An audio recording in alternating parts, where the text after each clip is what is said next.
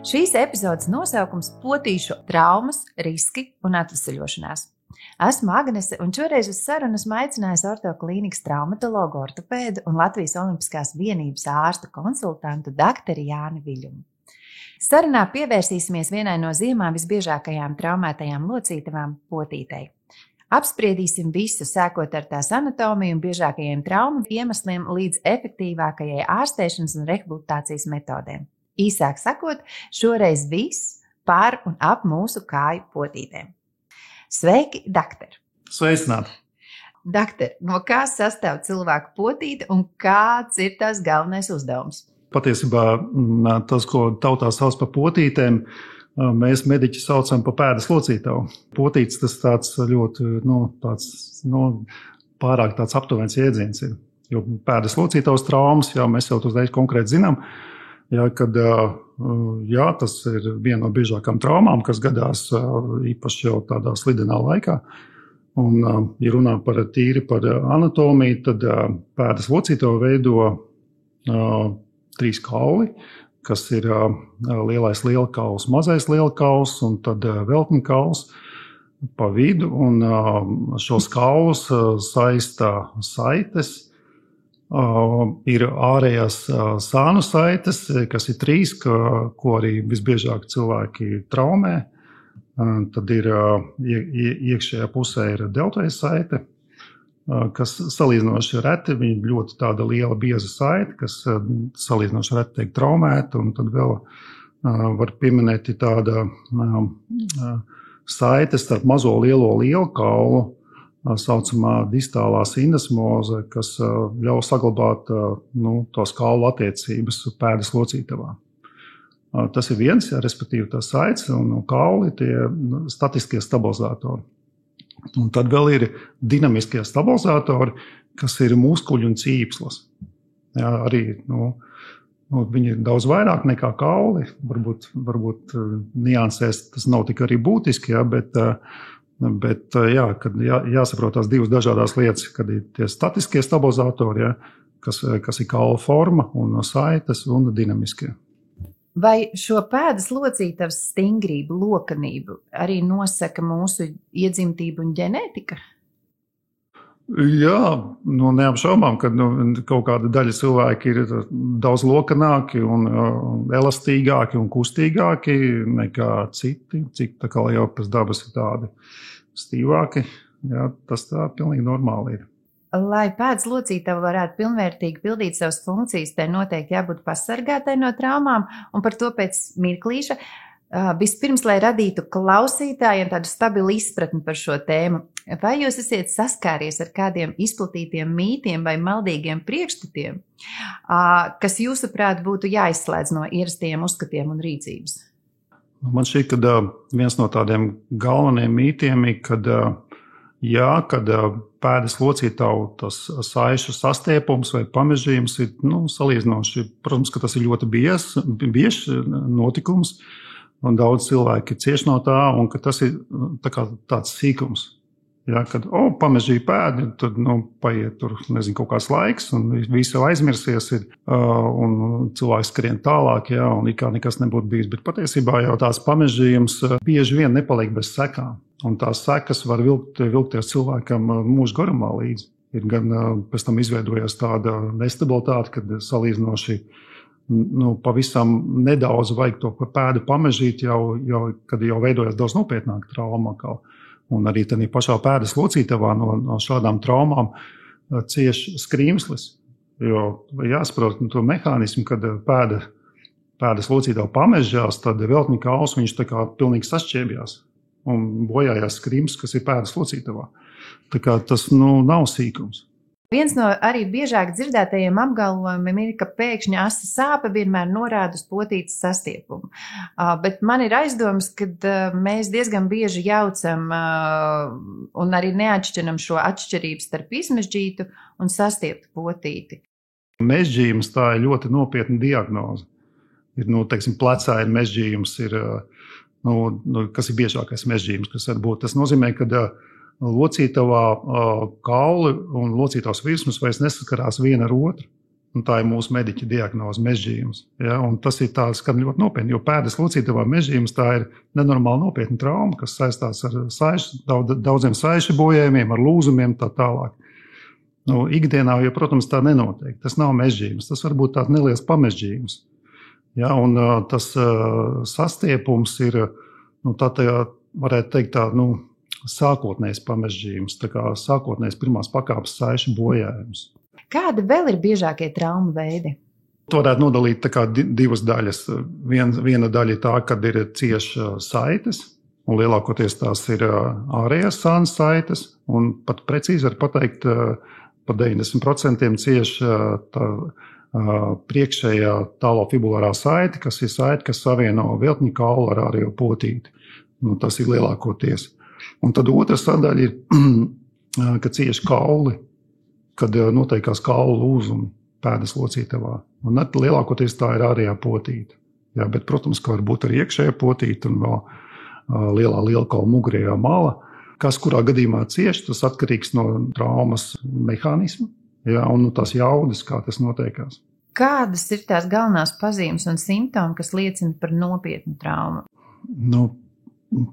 Kā tas notiekās, tas mehānisms arī, tad, protams, kad kaut kāds sīki, ja pameži kāju, jā, var gadīties viss kaut kas, var gadīties arī lūzumi pie tāda salīdzinoši neliela pamežījuma, bet lielākoties jau tāda zemes enerģijas trauma un tas rotācijas mehānisms, ja, tad cieši tās ārējās sānas saites un tādā gadījumā ir pietūkums, ja, un sāpes.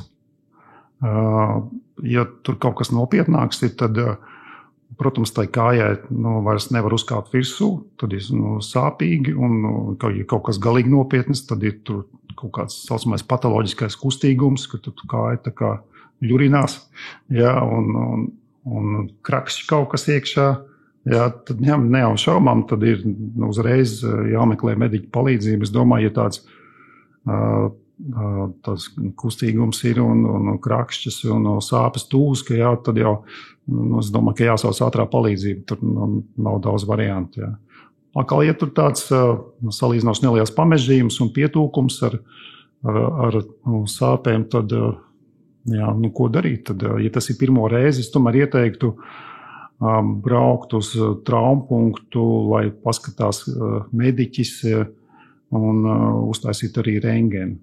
Jā, lai mēs izslēgtu tos lūzumus un, teiksim, mediķis novērtētu to, tas ir ārsts vai ārsts palīgs, jā, tad novērtētu to traumas nopietnību. Jūs minējāt ātro palīdzību. Vai pie šādas traumas pašiem labāk doties uz slimnīcu vai tomēr saukt ātro medicīnisko palīdzību?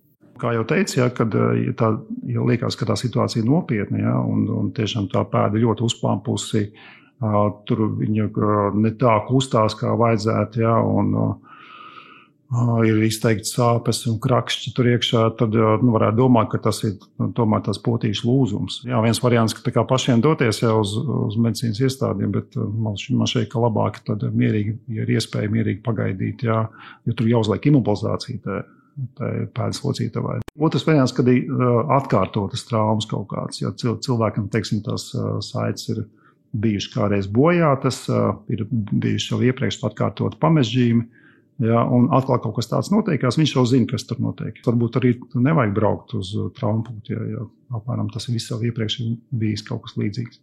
Es ticu, ka mēs visi noteikti gribam palīdzēt kādam, kuram sāp un noticis kāds negadījums. Pirmie palīdzības soļi un tajā pat laikā arī biežākās kļūdas sniedzot šo pirmo palīdzību potītes traumu gadījumā, ja pēdas locītavas gadījumā.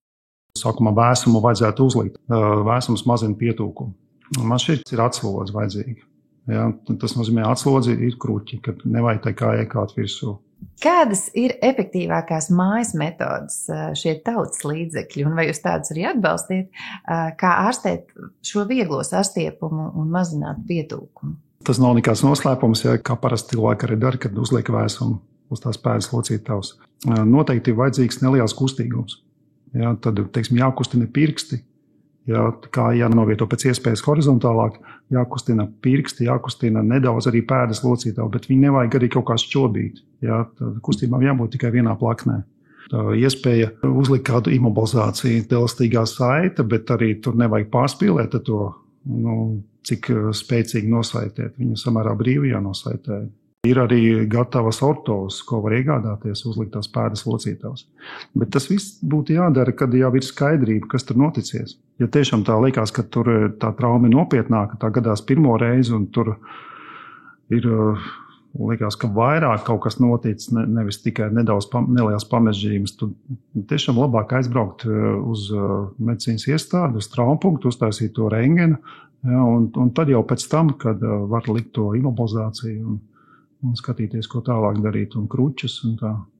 Jūs vairākas reizes jau minējāt to, kad ir notikusi trauma, ir labāk pārliecināties, ka tā tiešām nav nopietna trauma un jebkuru tādu lietu uztvert nopietni. Un tāpēc man tas nākamais jautājums ir, ka viens no izplatītākajiem jautājumiem, kad ir noticis šis negadījums vai trauma, pie kā vērsties pēc palīdzības? Kāda būtu tā darbības secība? Pie kā? Pie ģimenes ārsta, fizioterapeita, sporta ārsta, un kurš ir tas brīdis, kad man jāvēršās jau pie traumatologa? Es domāju, ka pirmā palīdzība neapšaubām ir jāveic griežoties traumapunktā pie mediķa, kas ir traumatologs vai ārsta palīgs. Ja, un tad mediķis var uztaisīt rentgenu un izvērtēt to situācijas nopietnību. Jā, varbūt, kad ģimenes ārstam ir iespēja uztaisīt rentgenu, tad to var izdarīt arī pie ģimenes ārsta.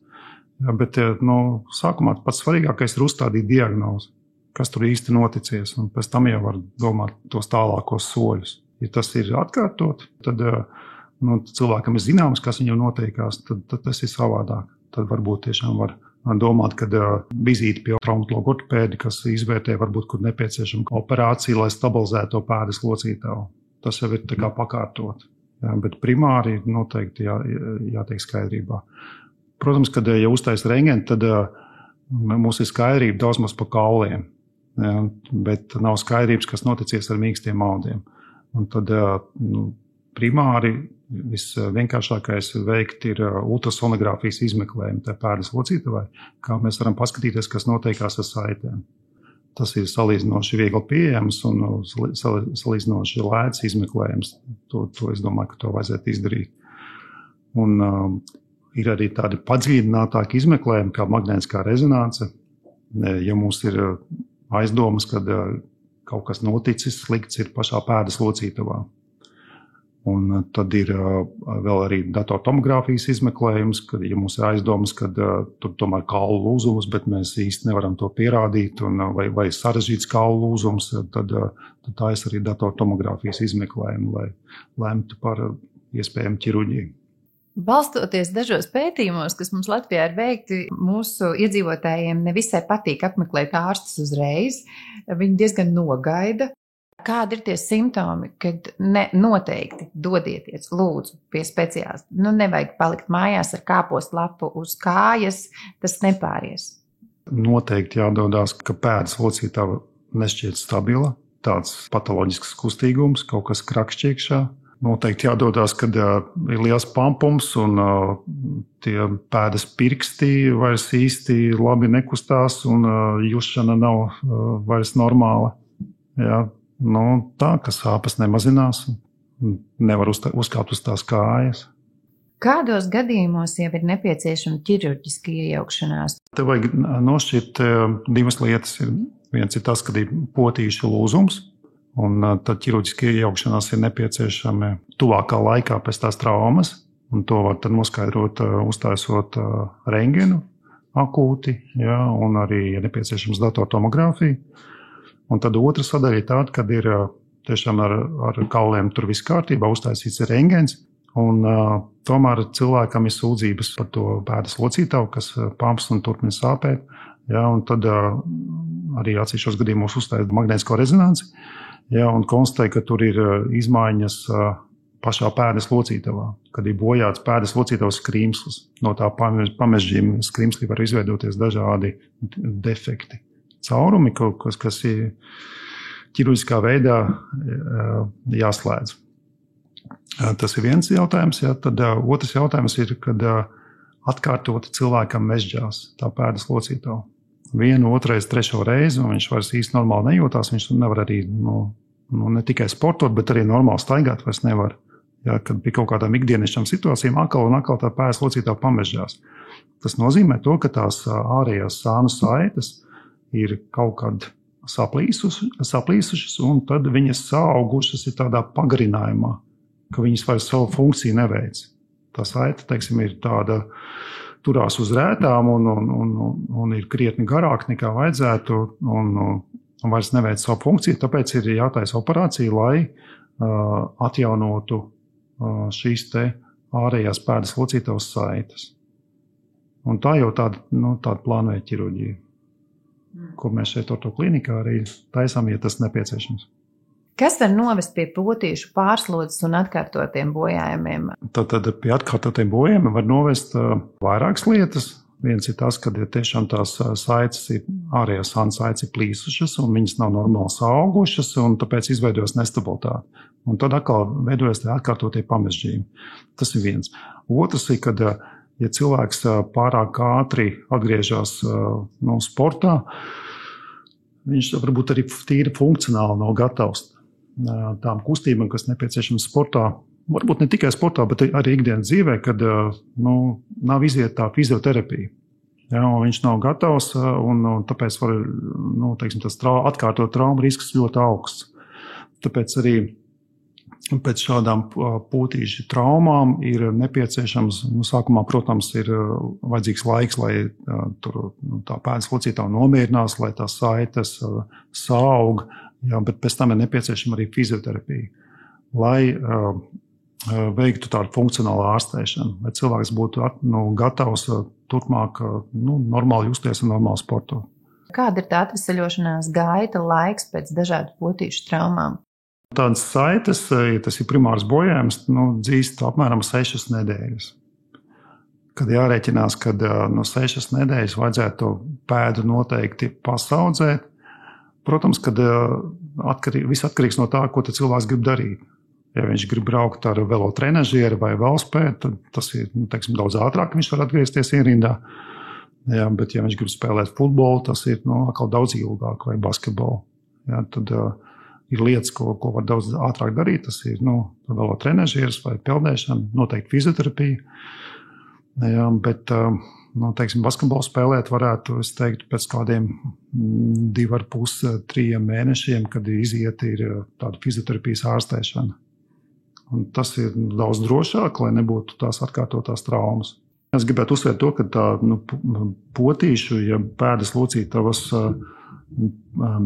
pamežģījumi, tas nav tāds sīkums, kas bieži vien ātri pāriet, ja, bet un cilvēks to aizmirst, jo ļoti bieži tas tā kā nepaliek bez sekām, kad izveidojas tāda atkārtota nestabilitāte tanīs pēdas locītavās, dēļ tā, ka tās saites nav normāli saaugušas. Un pie atkārtotas nestabilitātes cieši ne tikai saites, bet cieši arī pati pēdas locītava, jo tur ir patoloģisks kustīgums, un veltņikauls staigā ne tā kā vajag, un rezultātā bojājās skrīmslis pēdas locītavā, un tur veidojās skrīmslī dažādi defekti, kas pēc tam sekundāri izraisa tādas deģeneratīvas pārmaiņas pēdas locītavā.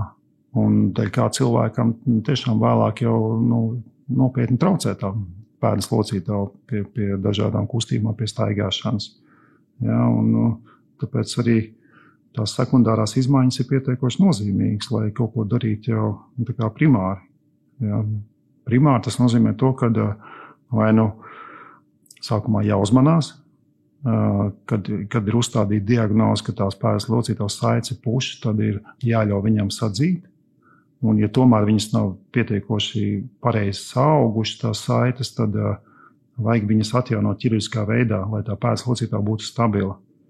Ja, jo jebkura nestabila locītava rada ilgtermiņā sekas locītavas skrimslī un tur veidojas tās deģeneratīvās izmaiņas. Vai ir vēl kaut kas tāds, ko jūs gribētu pateikt, ko vajadzētu cilvēkiem ņemt vērā, zināt? Kas ir svarīgi, tā laicīgā diagnostika, kad nevajag ignorēt tās potīšu traumas, ja tiešām cilvēkam ir bijis pamežģījums, tad jātiek skaidrībā, kas tur īsti noticies, kas tur ir saplīsis vai savainots tās saites, kuras ir, un tad jāļauj tam saitēm saaugt. Un ja viņas nesaaugi, tomēr tie pamežģījumi ir tā kā atkārtot, tad vajag to pēdas locīto stabilizēt ķirurģiski. Ja, tā kā, jo ķirurģiski nav, teiksim, ne jau tā, ka tur katram otram pacientam jātaisa ķirurģija par pēdas locītos traumas, bet kaut kādai daļai tomēr izveidojas tā nestabilitāte. Un, ja to laicīgi tomēr nenovērš, tad tās izmaiņas ir uz visu mūžu. Liels paldies ortoklīnikas traumatologam, ortopēdam, doktoram Jānim Viļņumam par vērtīgo sarunu. Saudzēsim un rūpēsimies par sevi, lai mazāk mums tikšanās ārstu kabinetos, bet zinām, ka profilaktiskos nolūkos ortoklīnikas medicīnas speciālistu apvienotais kabinets podkāstu formā vienmēr atvērts un pieejams, kur mēs diskutējam, runājam, dalāmies pieredzē un cenšamies palīdzēt rast atbildes uz pacientu, kolēģu interesējošiem jautājumiem. Tāpēc, ja tev ir kādi jautājumi vai ieteikumi jaunai tēmai, droši raksti uz ortotalks@orto.lv. Liels paldies katram klausītājam, kas bija kopā ar mums šajā laikā, un uz tikšanos jau nākamajā podcastu sērijā.